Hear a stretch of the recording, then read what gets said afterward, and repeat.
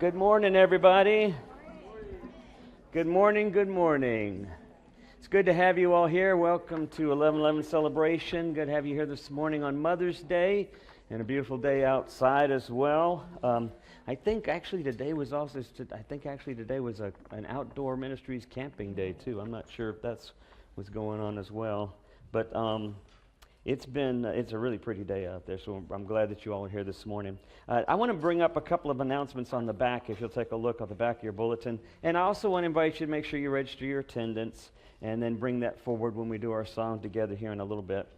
You can register it online by scanning the code, or you can do it there on the card. But our Wine and Wishful Thinking is back to Monday nights. If you haven't visited us there, please join. We have a lot of fun. We have good discussions, and it's over there on off of 8th Avenue in Park Hill. I want to start announcing and getting in your mind this thing that we're going to do on June the 4th. We're going to show this documentary, An Act of Love. We're doing this co-sponsored with folks at First United Methodist in Arlington. This is the story of Frank Schaefer, an ordained Methodist minister who did the wedding ceremony of his son Tim Schaefer and his son's partner, and then was within the year consequently brought up on charges, and then went through a trial and with the Methodist Church, and it was quite a challenging, and it's an interesting story that really illuminates the conflict I think that the Methodist Church is struggling with right now, that we're in the midst of. But it's also a profoundly moving and a warm story of hope in spite of that sort of challenge that we're facing. So I invite you to come and be a part of that. It will be in here on the 4th, and it will happen at 4 o'clock. And then we're going to have a little bit of discussion, but mostly Tim Schaefer, the son, he's here. He lives in this area. He goes to Bright Divinity School, and he'll be here to talk a little bit about his experience and the movie itself. And then Casey Orr, who's one of our associate ministers here, she is our conference representative. In fact, there's only 32 people on this General Conference Commission called the Commission for a Way Forward, which has been tasked with the effort of trying to come up with a solution that everyone can kind of be happy with, a compromising kind of solution. And so she is one of the 32 members, and so we're privileged to be able to have her as a part of that committee, that commission. And she'll be here just to talk a little bit about where that commission is right now. We're supposed to have a called conference of our general conference, our global church representatives in the year 2019. And that will be the year when they present what their resolution is or what their suggestion is for the church. It's a very challenging issue for our church, our church as a global church, and so I invite you. I think it'd be well worth your time to come and see this movie. That's on the 4th, so that's still a few weeks away. I don't think there's anything else that I can think of right off the bat. It's good to have you all here worshiping this morning. We're going to start off with a song, a Beatles tune, and instead of opening up with sort of the big, loud kind of music we've done, I decided this little Beatles tune speaks a little bit to our theme this morning, and we're going to do it with some piano, cello, and ukulele. And I think the words will be up there so you can kind of read along. Some of you might know this song.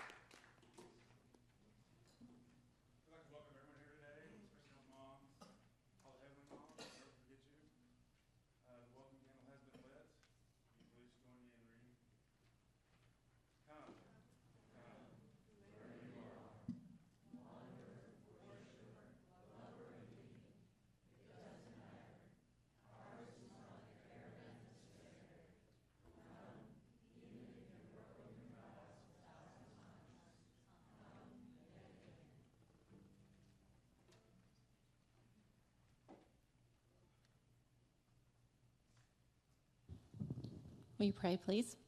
Holy One, we are grateful to be here, to be in this lovely place on this lovely day. We're grateful to be together. We're grateful for this time that we set aside regularly, creating a rhythm in our lives, a time when we know that we will see people of goodwill, and together we'll join our hearts and our energies with good intentions. We have many blessings for which we are grateful. And even as we think about those blessings and feel the joy of them, we also hold in our hearts the reality of pain and suffering. And our hearts cry out, wondering how to help, how to make a difference. And it's not that we really expect you to swoop down and do something. However, we've learned to look for your spirit of goodness and kindness and courage and wisdom. And so may we find it together, maybe in each other, maybe in some place or in someone where we hadn't expected it. Help us to find that so that we can be healers. We can be lovers. We can be people who wage peace and not war. Amen. I want to invite you to stand this time and sing with us, would you please? And it's also a great time to bring your offering up to the table if you have one.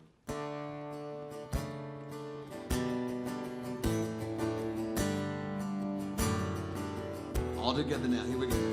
In the midst of the morning we open to all of the gifts of the day. We open our hearts to take it all in and give it all back in our way. Come on. Let us see of the beauty around us. Let us see of the beauty within. Hear the earth tell that all shall be well. Autumn common, so friend. First two all together, come on. We're part of it all in our sorrow. We're part of it all in our bliss. We're part of the sun and part of the rain. We're all part of God's holy king. Let us sing of the beauty around us. Let us sing of the beauty within. Oh, hear the earth tell that all shall be well. Autumn common, so friend.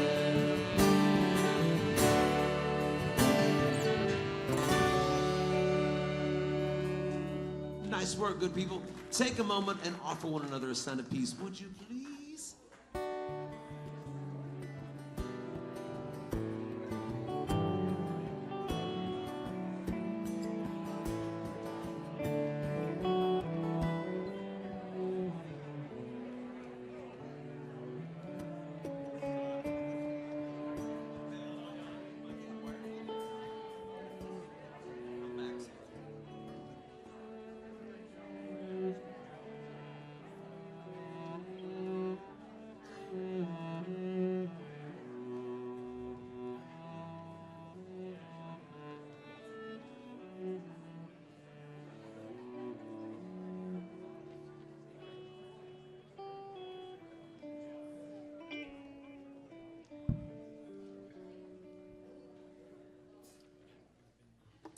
You can take a seat now if you'd like, and we're going to sing another song together that our good friend Elizabeth Wills wrote for us.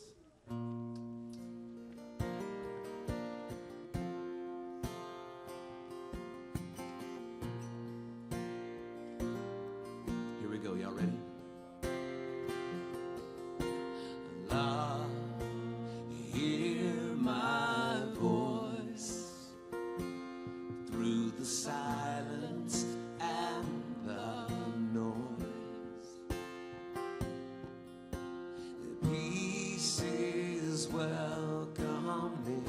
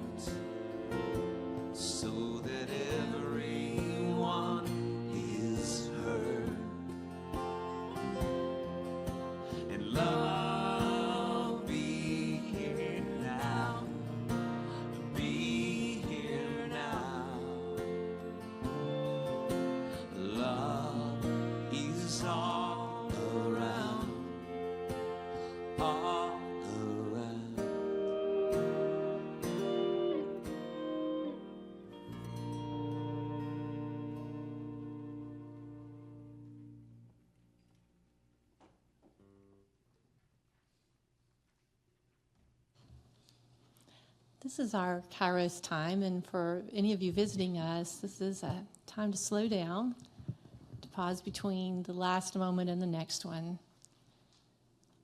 and just to rest, to pay attention to our breathing. So if it works for you, please just close your eyes. Maybe be sure you have plenty of space for breath, straightening your shoulders. Let's just find the rhythm of our breath together.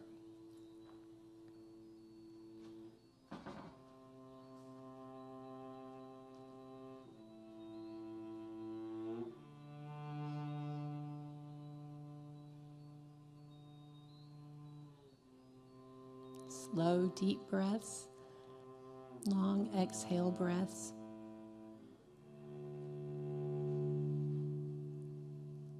Are you aware that the chair's holding you up?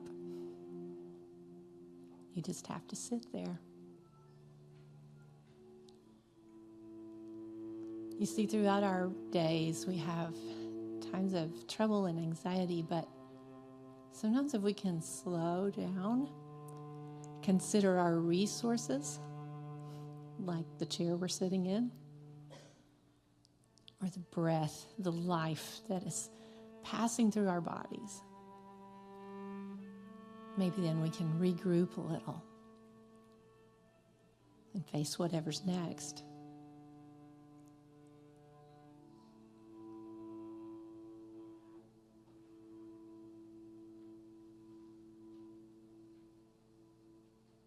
Amen.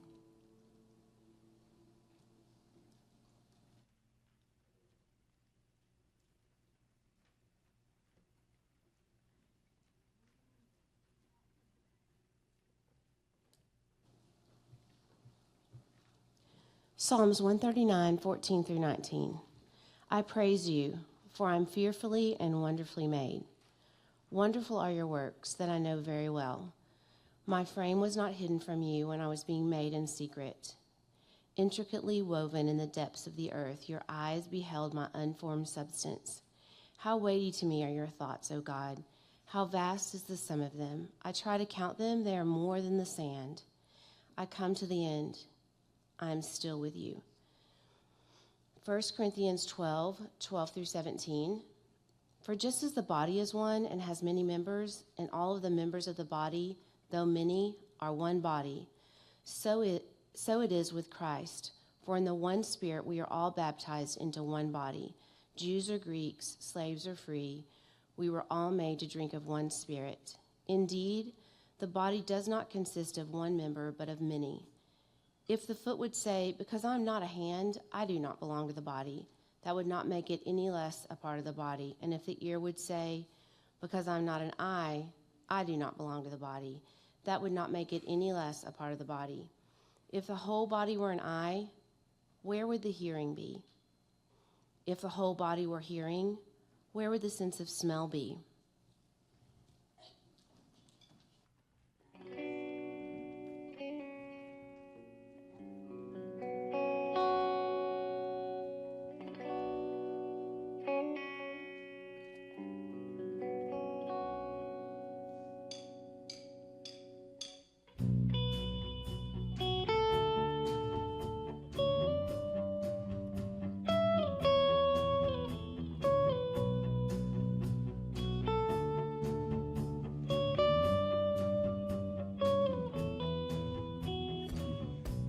Someone falls to pieces, sleeping all alone. Someone kills the pain, spitting in the silence to find the drifts away.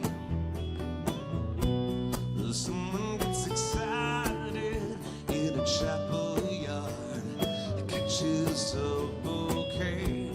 Another lays a dozen white roses on a grave.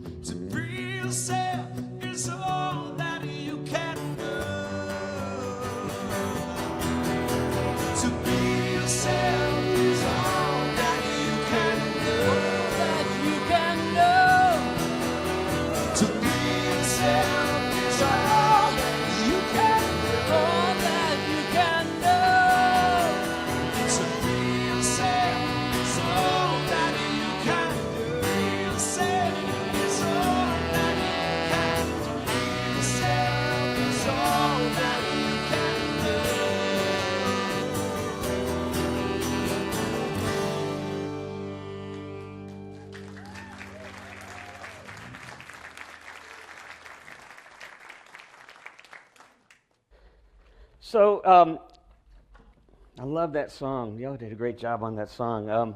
And it's the message, nowhere man, living in his nowhere land, thinking up all his nowhere plans, and to be yourself is all you can do. There's some interesting messages that I think when we listen to these songs, they speak to something deep down that no doubt we've all felt, or maybe we're in the midst of feeling. And there's a message here that I think plays it with our text that I want to share with you. Sharon, would you mind getting the board? Would you mind helping me with that? I want to first tell you a little story, quick story.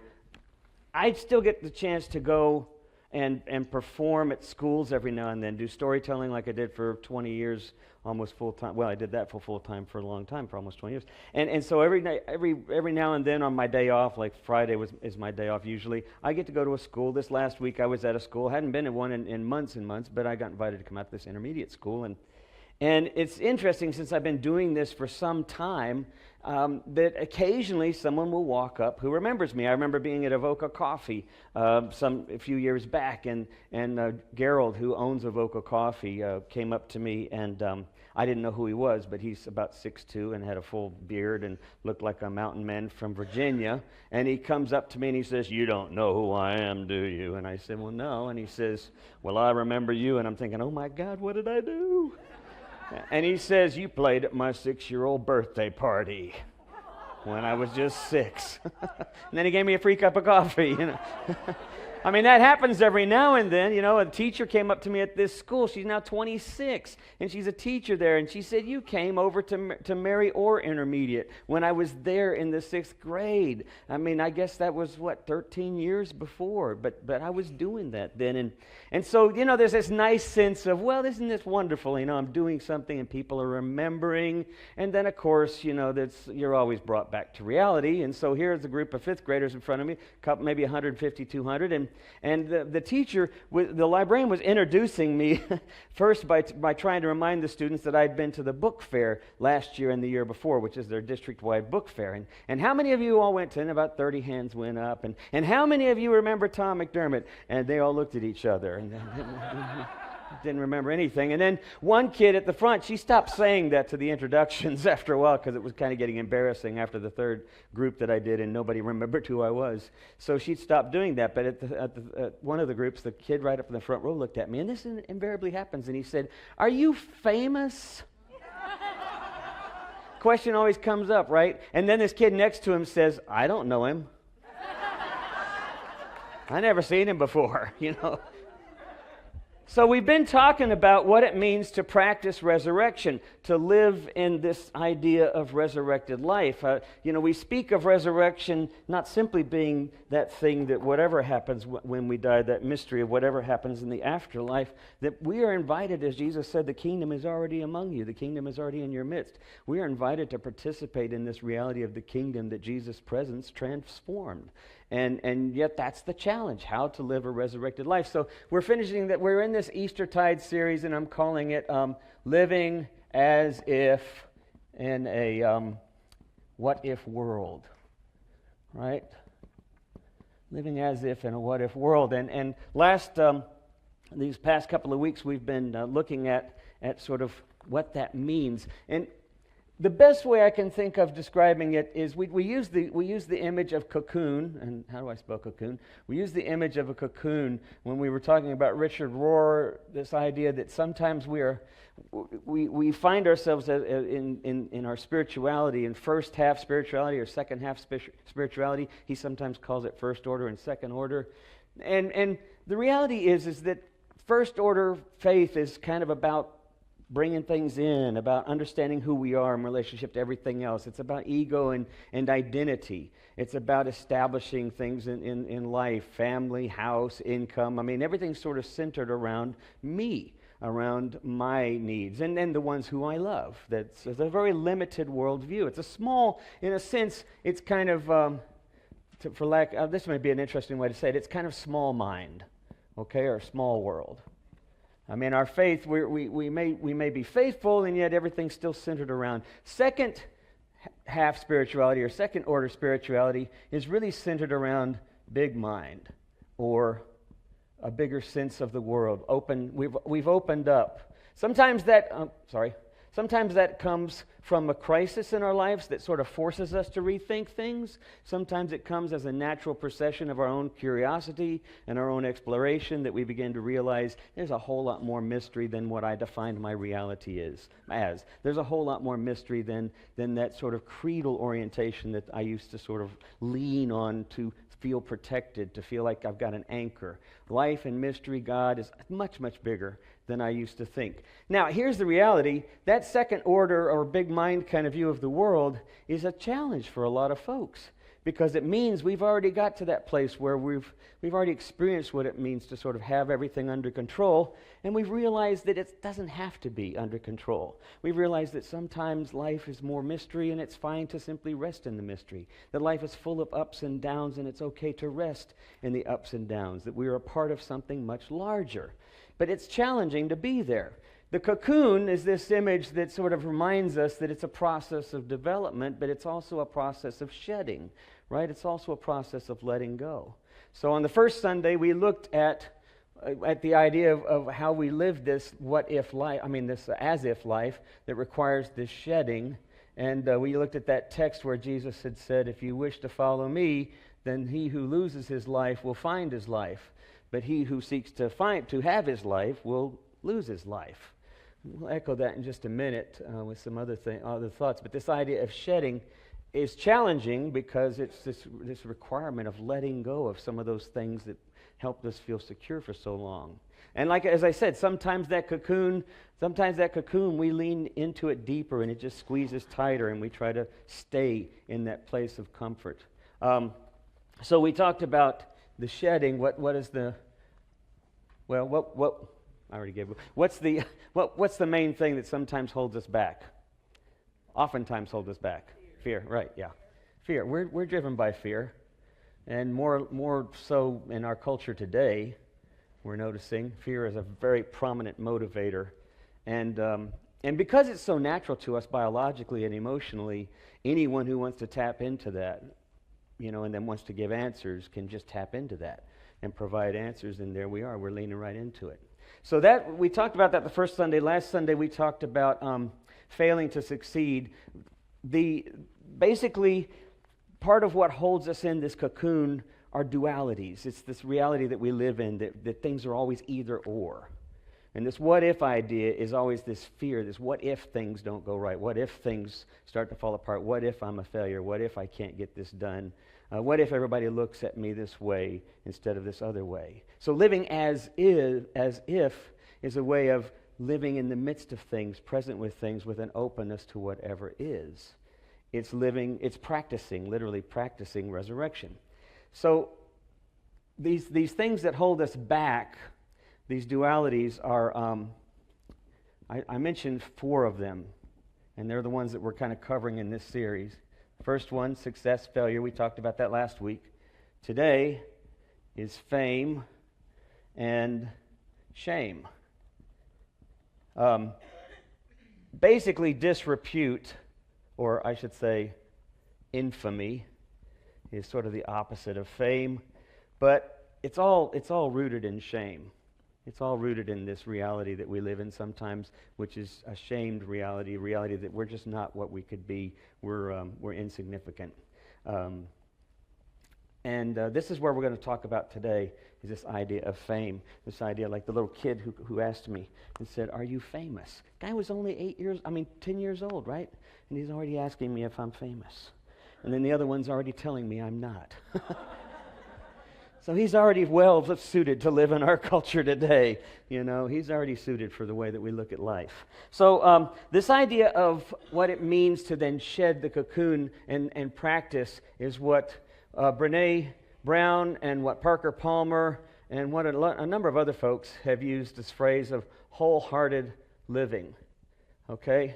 And I'm going to give you Brene Brown's definition because I think it's probably one of the most concise and best ways of defining it. This idea of wholehearted living is what I think practicing practicing resurrection means. Wholehearted living, she says, is about engaging our lives from a place of worthiness. Engaging our lives from a place of worthiness. And as you're listening to this, just kind of imagine where you find yourself. but also where you find the culture that we live in terms of how people define one another. Wholehearted living is about engaging in our lives from a place of worthiness. It means cultivating courage, compassion, and connection to wake up in the morning and think, no matter what gets done, no matter how much is left undone, I am enough. And it's going to bed at night thinking, yes, I am imperfect, I'm vulnerable, and sometimes I'm afraid, but that doesn't change the truth that I'm worthy of love and belonging. Paul Tillich, the progressive, probably the liberal theologian of the 20th century, said that the greatest sin that we live by, because in our culture, which is a very dualistic culture, we've determined that here's the list of sins, and then these are the things that keep you from being worthy, essentially, that keep you from God, right? And Paul Tillich says that challenge is mistaken. That if you look at Jesus' teachings when he actually went to those folks who sort of matched up to that list and then said, you're included, welcome, sort of contradicted that idea that the purity movement, that the holiness movement has sort of reiterated over the years for centuries. And Tillich said that basic sense of sin is estrangement. There's something that's missing in that song, Be Yourself. And Paul Tillich said that it's what's missing in our lives in general. I've talked about it often in here. We talked about it for years, that the one thing that we all deeply long for is what? Connection, to belong. We all deeply long for connection. I've talked about this before. If we could learn to see each other as wearing that sign, that says, love me, I need to be loved, or love me, that's what we're all wearing. We're all wearing that sign. We decorate it in different ways, right? Some of us put armor over it. It's a little bit hard to see. Some of us wear a big old shell around it, and some of us have it wide open exposed, and it's a little hard to look at because it's just too vulnerable, but that's on all of us. It's on all of us. I need to be loved. I long to be loved. I want to belong. And that's what Paul Tillich says is at the very heart of our understanding of faith, of Christianity, that our sin is simply that we are estranged from creation itself. We are estranged from life itself. Just our daily lives. Think about our daily life and how much disconnected we are, right? I mean, we get in cars, we meet in rooms, we live in rooms. A friend of mine used to say we spend most of our lives in a box, We spend most of our life in four walls of some sort.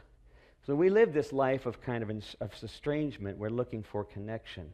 And what Paul Tillich says is the hardest thing for us to do is to simply recognize as we are accepted. That from the very get-go, from the very beginning of our creation, just like Psalm 139, you knew me as I was being formed. You knew my innermost being. No matter where I could go, the rest of that psalm says I can go to the depths of Sheol, I can go to the heights of the heavens. Wherever I am never separated from the one who's the ground of our being. And the challenge is accepting that. Of course, that's the challenge. And Paul Tillich says that's the biggest challenge for all of us, is to accept that we are accepted. Mary Oliver has this wonderful poem. It's called Wild Geese. Many of you know this poem. One of my favorite lines is the beginning. You do not have to be good. You do not have to walk on your knees for 100 miles through the desert repenting. You only have to let the soft animal of your body love what it loves. The challenge of living into resurrection, of practicing resurrection, of experiencing the beauty and depth of life wherever we are in our life, is this invitation to let go, as Jesus has taught, to let go of ourselves, to lose ourselves in order to find ourselves. And we lose ourselves in the practice of love and compassion. But it's kind of a paradox. Because getting out of our cocoons and shedding old ways of seeing and opening up to wider views and experiences and challenges and even opening up to our own experience of pain is all a part of this transformation, but it's also part of our very biology to run back to this, right? It's also a part of our biology to run to fear. So it's this constant paradox that we live in the midst of. And so we have these four: fame and shame, success and failure, praise and blame. Sharm's going to be speaking next week. Praise and blame. And then finally, pleasure and pain. And if you just think about your own life, you can just look up and down here and think about where you find yourself, sometimes on one side or the other. But here's the question. Do you ever find yourself completely removed from all of those things? Completely carefree of all of those dualities? That's the challenge. That's really the challenge of what I think it means to be a person of that second order spirituality. Is to be at that place where our lives are much more open to reality as it is. We don't define our existence based on what we're feeling at the moment because it's not what we should be feeling at the moment, or what's happened at the moment because it's not what should have happened at that moment, or our kids are not the way they should have been, or our experience is not the way it should have been. We're detached from those things. Not because they're not important, but because they just are. And because life is bigger than all of that. And because the ground of our being is bigger than all of that. And that's the challenge, to get into that second place. And honestly, it's not like we stay there. We're not all bodhisattvas. We're not all messiahs. The reality is we go back and forth. But here's what happens. As we begin to practice this, being able to detach from these dualities, as we practice that, we find that cocoon is more porous. We find that our lives are more porous and more open, and we're not as threatened, and we're more present to one another. And we begin to do something that second text says so poignantly to me, that we are all members of the same body. We recognize we're all part of the same creation, part of the same reality, part of the same being of God.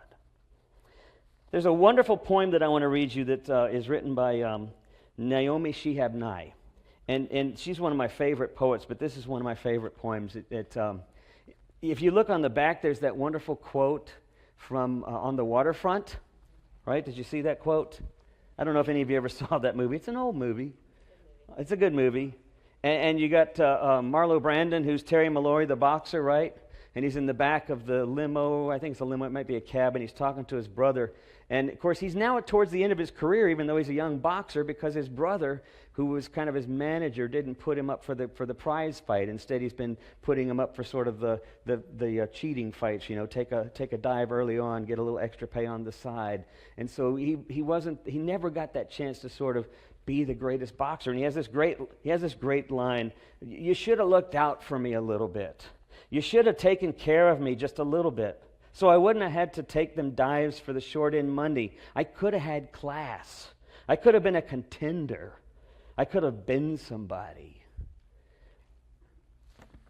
I love that idea because it's so true for who we are, or it's true for where we've been, or it's true for people we know. We live in this reality of could-have-beens. Here's Naomi's poem. "Look at me and tell me what you see." I'm sorry, that's not it. That's the lyrics to Fame. I'm gonna live forever. Fame. Okay, here's the poem.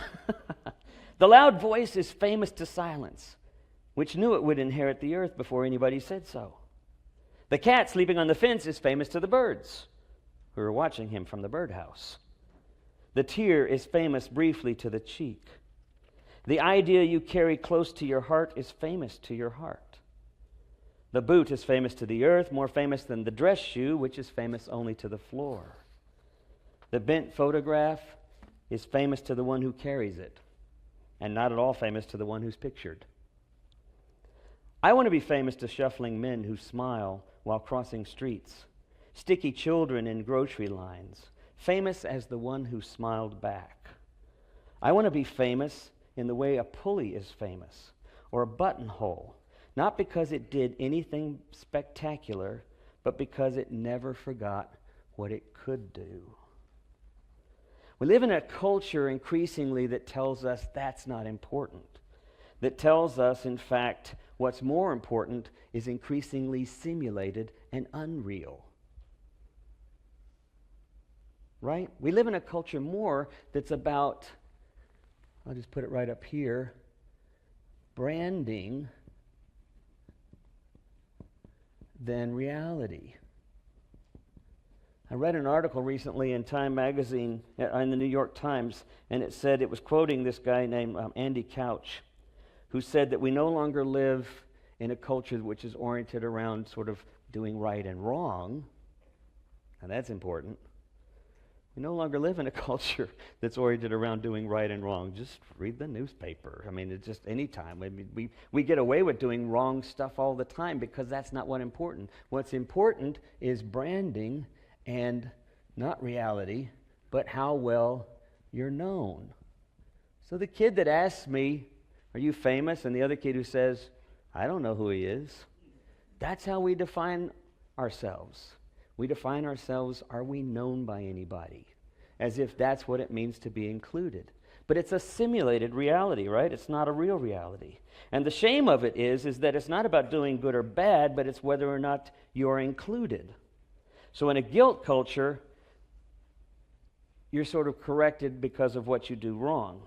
But in a shame culture, it's exclusion that makes you feel bad. And if you spend any time on the internet, in Twitter or in Facebook, I mean, that's exactly how those things are oriented. It becomes actually a tribal kind of reality, right? So that people sort of protect you, or they separate you from the rest of the tribe. They insult you. Members of a group lavish on one another praise so that they themselves might be accepted. There are nonetheless enforcers that are within the group, and then there's also trolls who are sort of those folks outside the groups, but who really sort of lather on this idea of social shame. And those people within the group, they build their personal power and reputation by policing the group, and this is important, by condemning those who don't fit. How do you establish your belongingness? By condemning those who don't fit. What kind of inclusion is that? It's again this false idea that's built on tribe and branding that's lost its sense of what it means to be connected in the world. It's truly lost its sense of what it means to be members of one body, one with another. So the risk for us at getting past this idea of shame and fame, getting past it altogether, is this challenge to begin to question: are we being connected, or are we separating? Are we attempting to find connection? Are we buying into the separation? There's a story about Rabbi Zusha. His quote's on the back, but he's a famous rabbi from the 15th century, 16th century, and he was with his disciples who were asking him why he was so sad on his deathbed. He had lived this wonderful life. He had been a good, faithful servant, and they were asking why he was so disappointed, why he was so upset. And they said, "Aren't you glad that you will be going to meet God, the Creator, Yahweh?" And Rabbi said, "I'm terrified." And they said, "Well, what are you terrified of?" And the rabbi said, "I'm terrified that when I get there, they're not going to ask me, was I like Moses? Or why wasn't I more like Isaiah? Or why wasn't I more like this or that? What they're going to ask me," he said, "what I think God will ask me is, why weren't you more like Zusha?" What is it that God wants of us? What is it the ground of our very being expects of us? Or better yet, invites us to do? And I think what that is, God invites us to be ourselves, to let that soft part of us that loves to be present with one another. I'm going to invite the band to come on up as I kind of conclude with this last idea.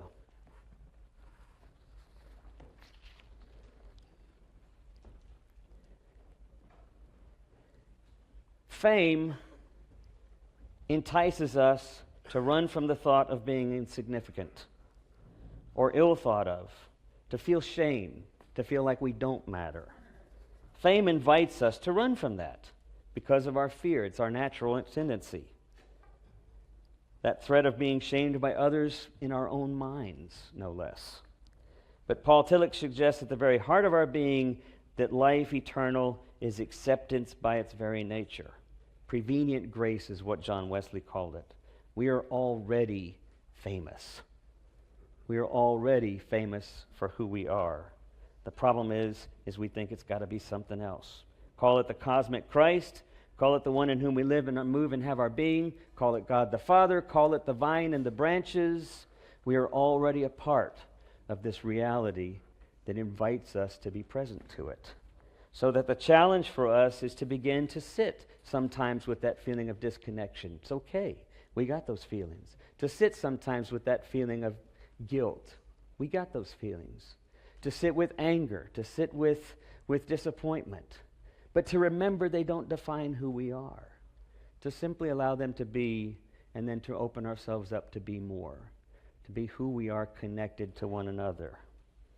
It's like that old song, Fame, as I almost accidentally sang earlier, because it's really closer to the truth than it realizes.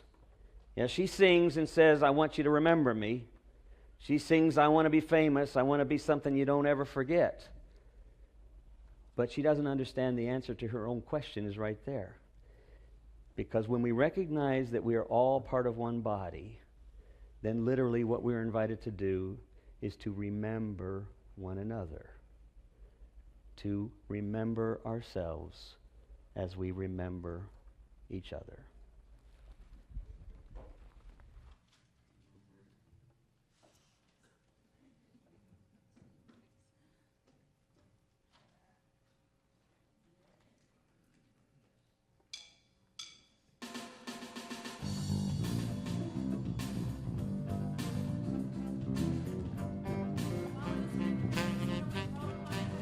Mother's Day. I hope you guys all enjoy being celebrated. We really do appreciate you.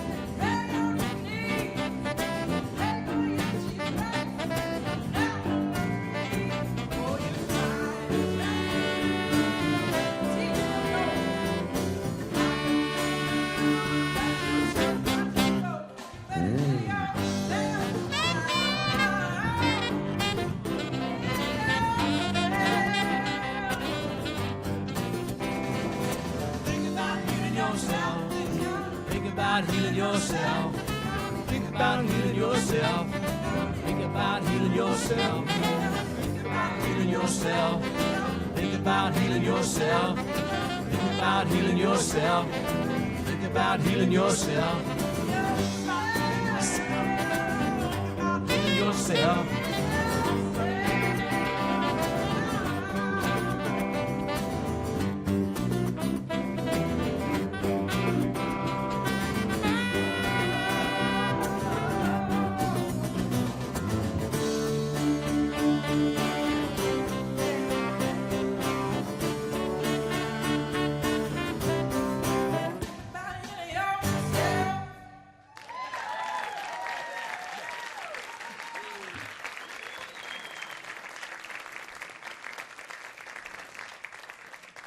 Well, you stay with it. Don't give up on us.